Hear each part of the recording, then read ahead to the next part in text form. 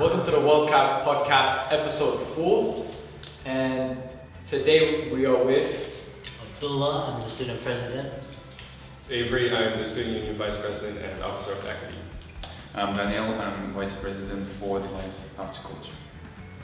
Yeah, and today is obviously a very special episode. So we're gonna start with 5 minutes of free speech. So have you guys seen anything recently, that you guys want to talk about? Yeah, so what I have seen for the climate change basically is that companies such as Morgan Stanley have raised $100 million for the project to actually absorb the carbon dioxide from the atmosphere. So I think that is one of the most important things that can happen at the moment, because these companies have a lot of money to actually make the change. Yeah. And I believe it's quite important. Okay. But with the amount of carbon dioxide in that air, do you think 100 million will be enough to all of Yeah, so probably what they will do, maybe they will have more money in the end, because they are still rising. So yeah. But anyway, that's the first step, so it's nice. And it's really good to see that the big companies making change, trying to make an effort to change the world that we live in. Because it's not just the big companies that can make a change, it's also the little people, us who live our daily lives. And the changes that we make can also affect climate change in the world we live in. But just to play a little bit of the opposite side of how they're building this machine, carbon dioxide is also a key point inside of the world's atmosphere, inside of our air. So removing a certain amount of it could become dangerous, could become a negative effect onto the world that we live in. So I just wanted to know, did the company that's building the machine, did they take that into account when they were building it? Yeah, so it's quite a lot of promising. What about the people that deny climate change? Deny, so it depends on the reasons, isn't it? Why will you deny climate change? Because some of the companies actually make the profit by denying the climate change, isn't it? Yeah. So such as companies that have the, for example, stations that produce electricity and stuff like that. So it's quite important for us to make the accent on that in the modern world, because we will be the future leaders, we will be the people that lead companies like that.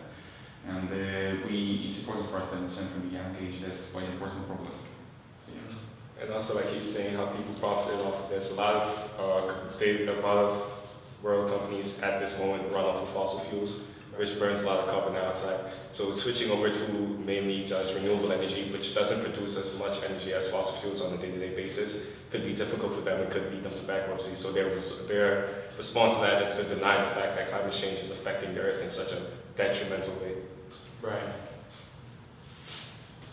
Okay, but to be honest, since most companies run off fossil fuels because it's much cheaper and more reliable, I would say, for now. Obviously, we'll change that in the future, hopefully, with enough funding and government funding and enough scientific funding.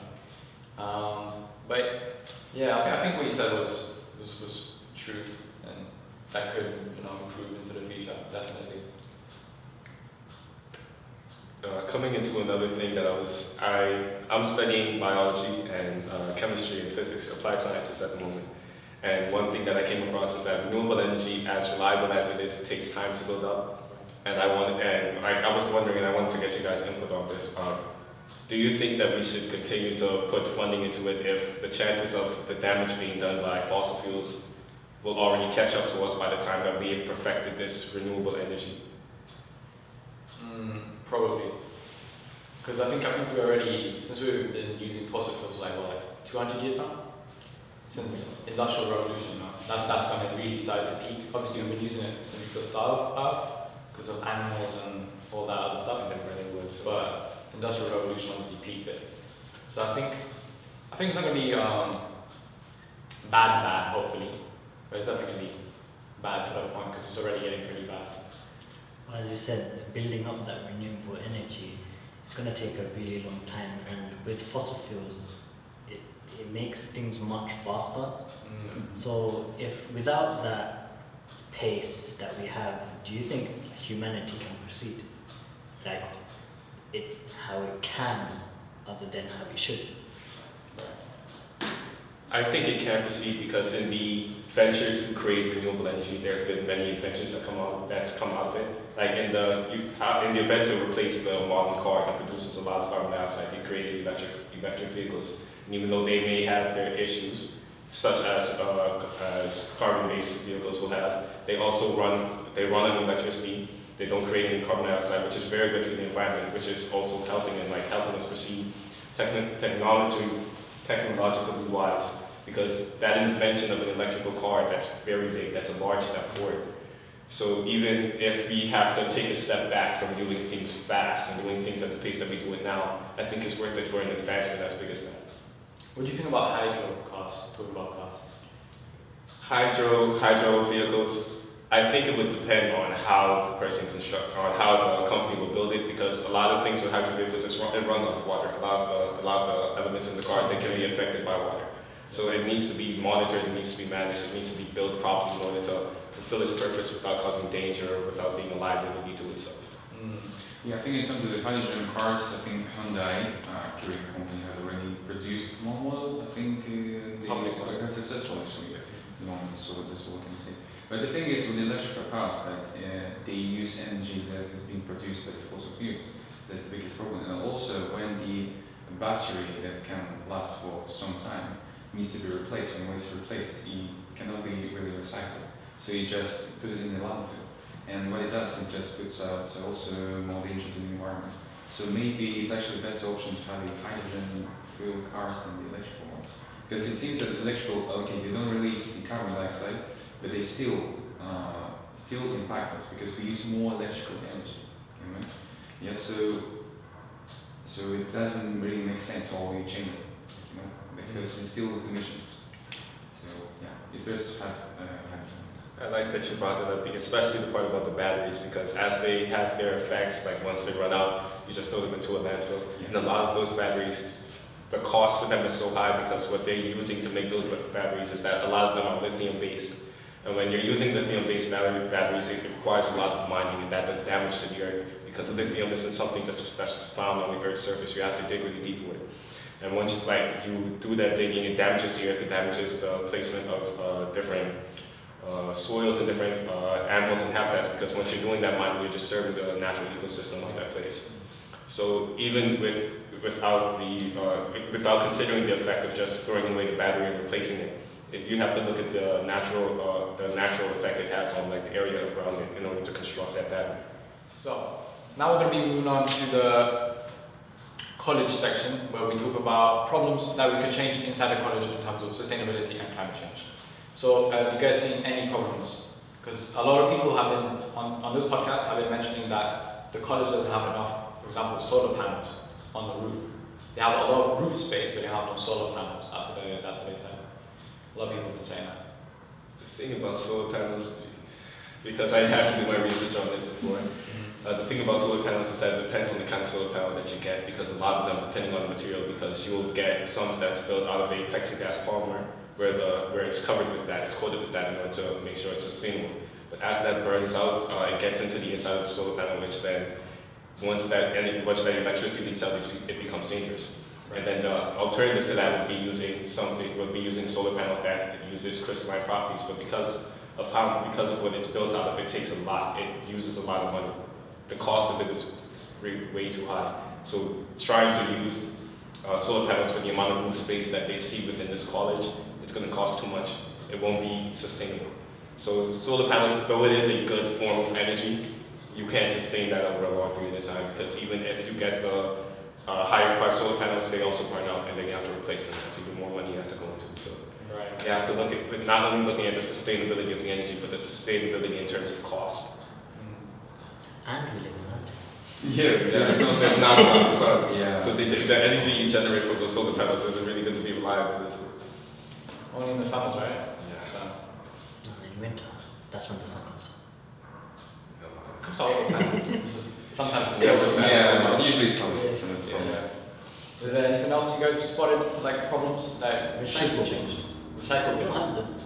Yeah, We just have usual bins and stuff, everything inside. If we had, do you know, in Westfield, you have the general waste, plastic, and the other one, Yellow. that's called. Yeah, there is If you have a general waste one for like lunches, and the recycling one, we can separate them and actually recycle our stuff. Yeah. Right. There's even for like even you think like where you put the coffee cup because it's got the plastic and the paper. There is a specific one in Westfield, I think. So yeah, mix the recycling. Because a lot of students said that if it exists, why not bring it into the college, you know? And I would say it's mostly funding, because obviously the college right now is not receiving a lot of funding from the government, which we kind of need to remain sustainable and to remain sustainable within people's education as well. And people have been, complaining that it's not sustainable enough in the college. It definitely needs to catch up, because it seems like a few years behind in terms of climate change and sustainability, the impact that's causing. I wouldn't say the college is completely behind because it's only my first year at this college, but I've seen the effort to use less paper, to monitor how much toilet paper you use when you're in the bathroom, just to keep stuff from being wasted. Yeah. And they're telling you certain things like, be careful what you do with this toilet paper, be careful what you do with your waste, make sure you throw out things, you can't leave the college with certain items because once you're out there you might just throw it on the ground and that affects the area, the environment. Right. So I have seen progression, and with the idea where the students are saying if it exists, bring it into the college, you have to look at certain ideas and certain aspects of the idea and how it's going to be implemented.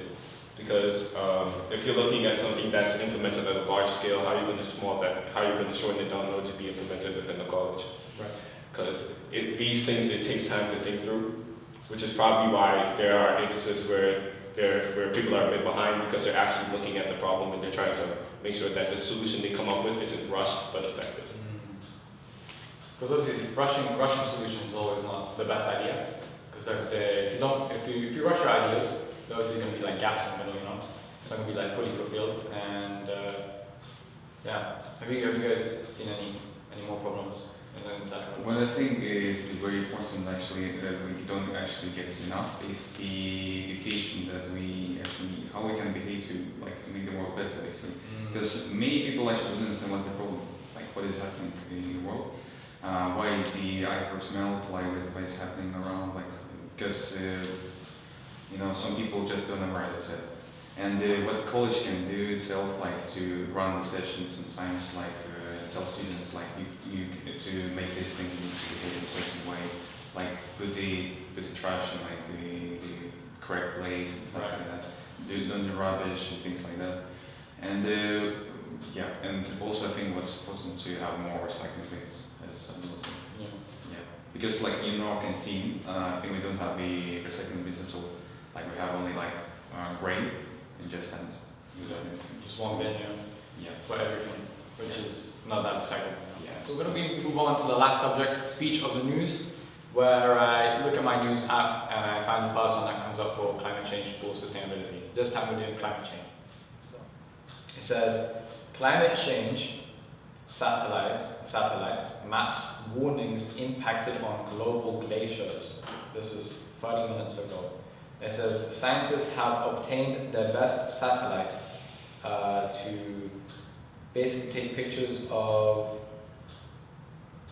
glaciers that are 200,000 years old and they have melted by 2,720 BN, of losing 2 years in the decade, 2% in the decade. So what do you think about that? Satellites capturing literal 2 biometric tons of snow and... It gives you insight what is actually happening. Because like if you look at the front of your eye in front of yourself, you cannot actually realize what is happening. But if you look at the out, like look at how Earth looks like, what is actually happening, it gives you the insight like what is actually happening. So it may give the people that can make the impact, such as government or any kind of rich people basically, to actually take actions against the climate change. Right. I like how you put it. It really puts things into perspective because as you live your daily life, you don't feel the effects. But then when you see something like that, where 2% of the ice is melting in a decade, it puts weight on the situation because now you have something factual, you have evidence. Yeah. So when you see something like that, it makes you active. It urges you to think, this is a problem. What can I do? So even if you can't make the big effects as like companies or governments that can make those effects, try to live your life more clean. Try to do things that would like that would help the environment. If you have something that's compost, try to put it in the garden, try to plant something new. If you have something plastic, reuse it or recycle it. Make sure it's disposed of properly. So stuff like that, even little things, it makes a large effect, which is why people always encourage you, even when you're at home or just out, people encourage you to recycle, because if they can encourage one person, that person encourages someone else, and it starts a chain. It makes an effect that has a difference. Right. Okay. You have anything to say? Well, to think that glaciers are huge, and to have like 2% of it disappearing, like going every decade, that's a lot. It would take 50 decades for it to be completely gone, and that's not very long. So it's really telling you how fast climate change is progressing. Yeah. So it means we need to do something about it. Like individually, if we can do something about it, then we should. Especially if you start thinking about this article that was read 5 minutes ago. 2% in a decade, especially now, is speeding up, right? Climate change has been speeding up. That means in the next decade it might be 8%. Not even double it, it might be triple it. You have to look at it exponentially, because as it gets worse, then it has a larger effect. And even if you just leave it at 2%, 50 years is the average human lifespan. So in a human lifespan, the entire glacier that's lasted years, thousands of years, has melted due to climate change.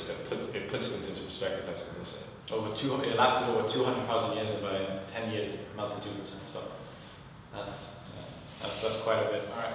So thank you for coming along or listening to WorldCast Podcast episode 4, and we'll see you in the next one. Bye. Bye.